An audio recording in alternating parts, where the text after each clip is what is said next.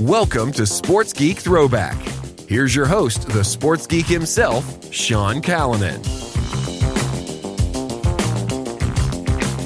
G'day, I'm Sean Callanan from Sports Geek, and welcome to Sports Geek Throwback, where I pick out the best bits from the Sports Geek podcast archive.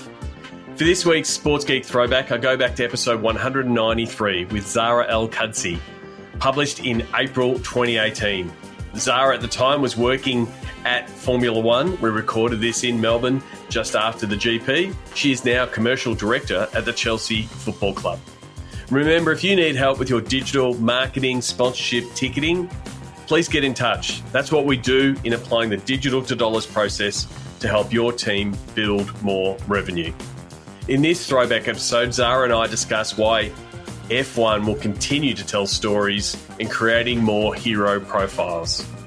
It couldn't become more true now that we see the explosion of F1 around Drive to Survive. Remember, you can listen to the full episode at sportsgeekhq.com/193. Enjoy.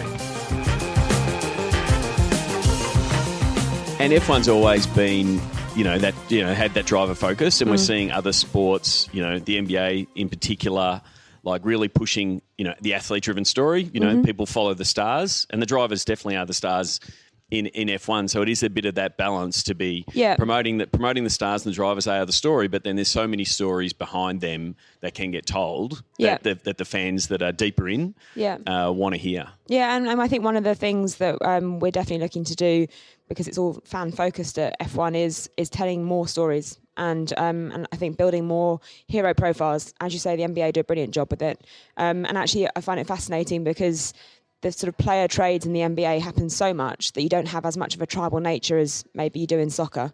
And yet, yes, okay, LeBron got his jersey burnt when he left Cleveland, but all was forgiven when he came back and won a title. Yep. But at the same time, it's less. I find it interesting how a lot of players can switch quite a lot, and I think we're seeing even in the Premier League, you don't have so much of a one-team player anymore. People are moving around. Well, but I think what's happening in the NBA, and I think a little bit in football as well, is that people are following both their team, but then they're also saying, I follow that player.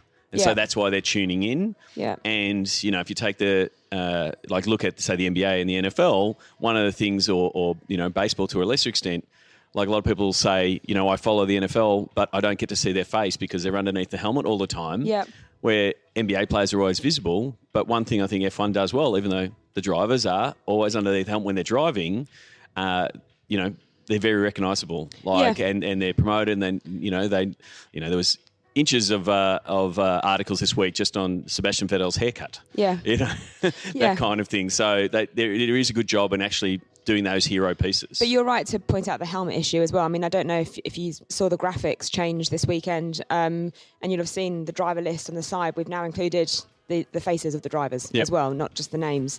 And the opening sequence, again, is all about heroing the drivers and building those profiles as well. So, yeah, helmets are a challenge sometimes.